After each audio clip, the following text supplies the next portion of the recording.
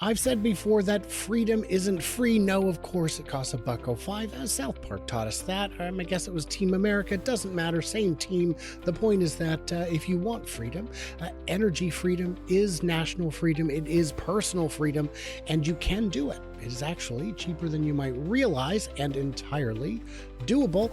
That's why I brought on Ian. Ian is a member of the EV community, a advocate. I was introduced to him by Mark from the Tesla Life. Ian has gone off grid. Not once or twice, but thrice. We will explain all of that and tell you how it works. I'm Brian. Welcome to Futuraza. Ian, so great to have you here. Ian Graham, tell us real quick a little bit about you. I have been driving electric vehicles since 2015.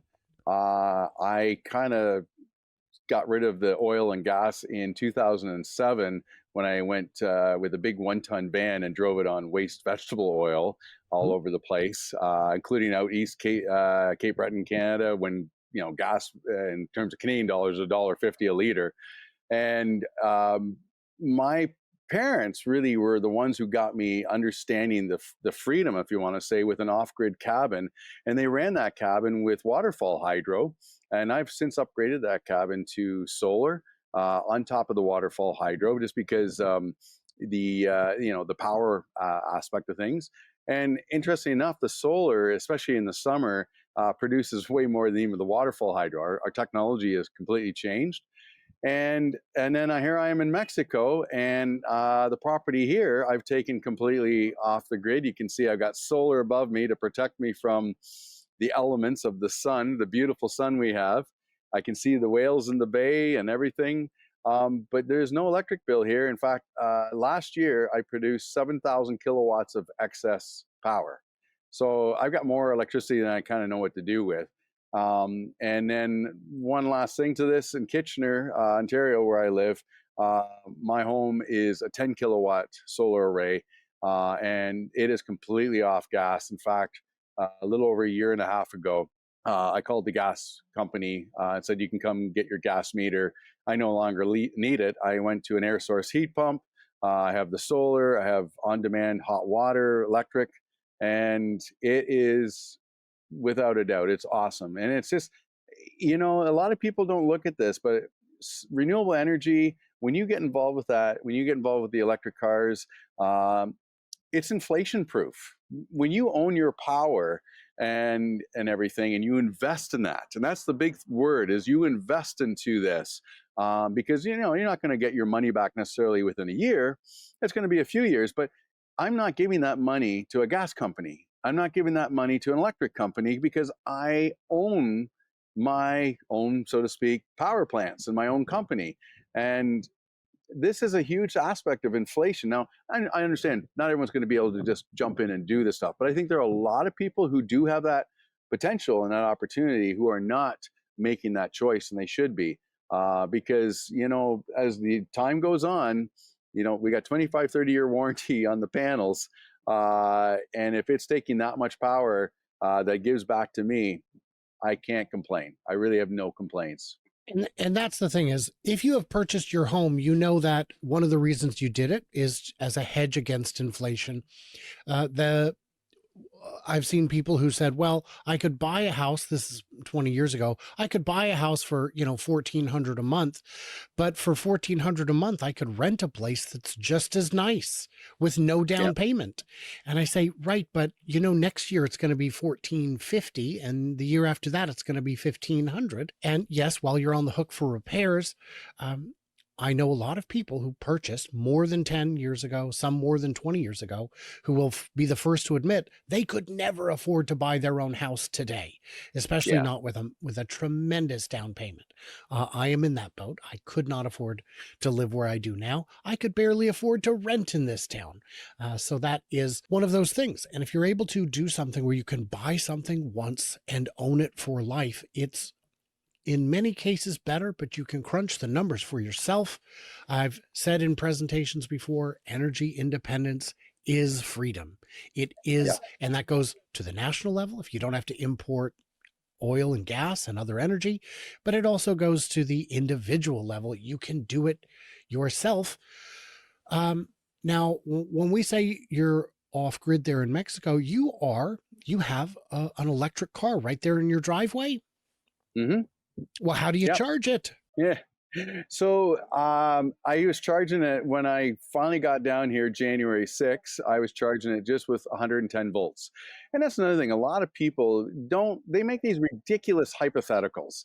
And what the stat is, and I'm all about the statistics, the data, the facts. 95% of us charge at home. 95% of us do not drive more than 50 kilometers or 30 miles a day. Sorry, I'm Canadian here. And even at 110 volts, I'm getting 100 kilometers overnight, no problem. And then if I'm only driving 50 kilometers every day, I'm kind of adding up to it to the point that I could be back fully charged again. I did bring a Tesla charger down with me, and I installed that a couple weekends ago. And again, use this. It's 3 wires, and understand how this works. I'm not saying not to get an electrician to be safe and everything else, but I'm also saying get to understand how this actually works, because it's not that complicated. But yeah, so I've since upgraded to a level 2 charger here in Mexico, and it's working great. And we went with yesterday. We did a trip that was funny enough. It's 86 kilometers, say 50, 60 miles away, and that's not a lot, but it's a 2-hour drive because of traffic, and it's also going into the mountains of Mexico. The best part, and again, I apologize for your American viewers with my Canadianness here, but we left with 367 kilometers at the top of this mountain at San Sebastian. It's like one of the oldest towns in Mexico. Why, by the time we got down the mountain and everything else, we were like over 365 kilometers of range, because all the regenerative, all came back. And we just got all this beautiful energy back, and I think more than what we actually kind of used, even going up. So it works great. But And the flip side of that is you're not burning through as much brake pads either. Exactly. In fact, the one pedal driving becomes beautiful with that. And it's not like you totally let it off. If you do, it can get quite aggressive with the one pedal driving. But if you just kind of lightly drive, so to speak, I can see with my regenerative braking with the green, kind of what's happening that way. And then, it's funny because yesterday I said to my friends, why does, my Model Y doesn't show me the kilometers going up? Well, then all of a sudden I didn't realize every 5 kilometers it suddenly kicked in. Mm. So, and that was, oh, okay. So it does go up, but it doesn't do it in 1 kilometer increments. It's 5. Hmm. Okay. I You did not learn. know that. I leave my car in percentage and really I don't pay attention to it. I'm going to talk about level 1 real quick. So the conclusion of that is you're charging your car with the sun, Yes. with nuclear fusion, but at a distance. So that's the cleanest power there is. So with level 1, I had level 1 for the first 8 months that I had my car, because Yeah. you're right. I don't drive more than 30, 40 miles a day, almost never. And I've known a lot of people who had only level 1 at home. These people had a garage in their parking garage for their apartment. They're not allowed to put in a level 2. So what they would do is charge it overnight. And then if they were still running a deficit on the weekend was usually enough to catch it up. And if they had a Hmm. plan for the weekend, then they would hit a public charger, Hmm. which for them was rare and completely doable. And that was the same experience for me in those 8 months. I think once I had to go to a public charger, and it was because I had back-to-back trips between Portland and Seattle on consecutive days. But that's Yeah. a rare situation, and one that's easily mitigated. So we're talking about solar panels for you. You've got the cabin, you've got the house in Mexico, you've got the house in Ontario. Uh, what was the price of your setup in Mexico? The setup of the Mexico for the solar is a 5.3 kilowatt system, on that. And it's basically the way they work, it's net metering, very similar um, to a lot of other places where you put power back into the grid. Whatever you consume, you offset that from what you put back into the grid. And in my case, I do have a lot of excess power, so I don't really have to worry about that. I have an administration charge, and that's it. Yeah, So that just covers the grid connection generally. And they've got Yep. upkeep on the wires and all that. But what was the cost to install? And again, in Canadian dollars. So this is was built as a pergola because the roof is a terrace, and we can never sit up here without getting fried by the sun. So I built this as a pergola, and the total cost worked out to about 15,000 Canadian. Installed, hooked up to CFE, perfect. And I've seen people say, I don't like the look of solar canopies over chargers, but also there's no place to put solar. And I say that is over a EV charging station is the very best place, because I want shade on a sunny day and I want protection from the rain and snow on the cold days. So it just makes sense. And at 15,000, it's a small price to pay to be independent, Hmm. and you were going to get a pergola anyway. So Yeah, it serves two purposes. now how hard is it to be energy neutral in Mexico? Not not hard at all. I mean, I'm also in an area where we have some amazing temperatures during the day. It can get hot, but not that stifling, over the whelming hot. In the summer, it does, of course, gets up, but then we've also got the rainy season kind of coming through.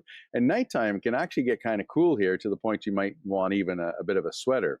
Um, so for most part, this climate is excellent. And if you went further south, past Acapulco and that, now you're starting to get even more of those heat temperatures going up. Depends on the time of year. But I know of people who have solar here. It's a very popular thing now. I've seen it grow, and they're running, their AC, their pool pump, even a heater, an air source heat pump for their pool is becoming more of a thing now. And it's the sun is amazing. It's free energy. We need to capitalize on it. There's not a lot of moving parts to be looked at with any of this stuff, and it's every day, at least in this area, it shines.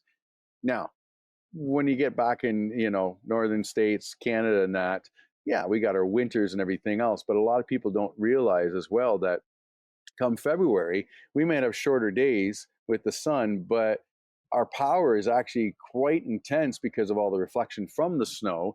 And panel wise, I always hear, oh, the snow's on the panels. And it's like, yeah, but it melts off pretty darn quick. And now, the technology is even showing these robots that go, oh, there's snow on the panels. Okay, go across, and we're getting that off. And, it's it's amazing how ingenious we are becoming with all this stuff. And again, it just, how much work do we really need to do this? It's not a heck of a lot. Yeah. So in part 2 of this video, we're going to have a part 2. You know me, guys. I always have a part 2. We're going to be talking. So don't leave yet. This is not the end. I'm just telling you what's coming so that you don't leave too soon. In part 2, we're going to be talking about EV driving from the very cold, from Canada. We're talking about it in the US. You guys, a lot of my viewers have more experience with that. But we're also going to be talking about EV driving in Mexico, the air quality condition, the options that you get for EVs in Mexico. But I've got a couple questions left here. One would be, and of course you guys leave comments. This one, I shall permit it to be optional comments. It's optional comment day. But my next question is, batteries. Do you have batteries at any of these locations? I do at the cabin. Um, in Mexico, my neighbor across the street actually has a battery backup that is good for his Starlink, his refrigerator, lights, and security system. The cabin, of all things, funny enough, has two LFP batteries, 24-volt, 200 amp hour each. And the only other battery backup I could say is I do also have a 21-foot pontoon boat that I converted from gas to solar electric using 4 Tesla batteries from a salvage Model S, and also has a canopy of solar panels, bifacial, which means both sides, that charge the batteries and goes to an electric motor on the back of the boat. So it's a floating couch. That's very cool. How hard? Now, we talked in Mexico, very easy to get set up with solar and all that. I know places Yep. like California have been very restrictive of solar for some reason. They've got just too many building codes standing in the way, I guess. In Canada, what's the process of going solar like? Is it painful? Is it painless? I think it comes down to the company you deal with. And even here in Mexico, to give you an example, I really researched and looked around as to which company I wanted to get the solar. The big thing was the pergola to get it properly welded and manufactured. But the big thing is having, especially in Mexico, people who are properly authorized to do the solar. And they can show that they have their certificates to understand this stuff. Because one of the problems that came about was every plumber and carpenter saying like, "Oh yeah, I do solar," and they have no real electrical background. Like, "Oh, I'll figure it out." And of course, Mexico can be Wild West a little bit, but I went with a company that I was recommended to from friends who were extremely happy, and I'm extremely happy with. In Canada would be the same thing. You got to be cautious. You really want to see that background of the people that are installing with all of this stuff. I do. I mean, I installed my own solar, and again, I'm a type of guy who wants to learn and understand my system, so that if something does go wrong, I have a bit of an idea on this. But for anyone who's looking for an installer, I think the big thing you got to know is A, they understand the engineering aspects for your roof, and B, do they actually have the contract understanding for the utility company if you're feeding back into the grid? That's a big one. You want to make sure that they can get this done properly. And like in Mexico, you're not waiting around for CFE to hook you up. The guys I worked with were two brothers. They were phenomenal. They have been doing this for a while, and the nice thing is they show me they keep advancing their certificates of solar and all the technology that's coming out. They're right on top of it, and great company to work with. So what I would say in any case is not only check into the background, but get multiple bids. You don't know. One of them is going to be perhaps outrageously high or suspiciously low. Certainly worth Mhm. digging into a little more. Guys in the comments, what did we miss? What do we misunderstand? What additional questions would you like Ian to perhaps come back and cover? We need all that information. The videos where we try to make you smarter, and the comments is where we hope you can make us a little smarter. So stay tuned, stay juicy, and I cannot wait to hear from you, clever robots, in part 2, which will be out probably in a few days. We shall see.